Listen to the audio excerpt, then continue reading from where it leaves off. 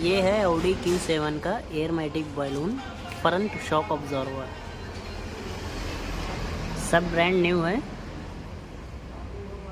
और ये है मर्सिडीज़ 164 का, ये भी ब्रांड न्यू है, ये चेकिंग के लिए आया है। और ये सारा पीस में नया था, इफेक्ट आया था तो अपने पास ये चेकिंग को आया है। तो मैं दिखा देता हूँ, ये देखो, ये जो है ये यहाँ से लीक हो गया, इसका जो क्लैंपिंग है वो खुल गया है। तो अभी जैसे कि सबको बनाने का है, सब बनने के लिए आया है। सब ब्रांड न्यू है, ब्रांड न्यू है, जितना है A to Z brand new है। Audi Q7।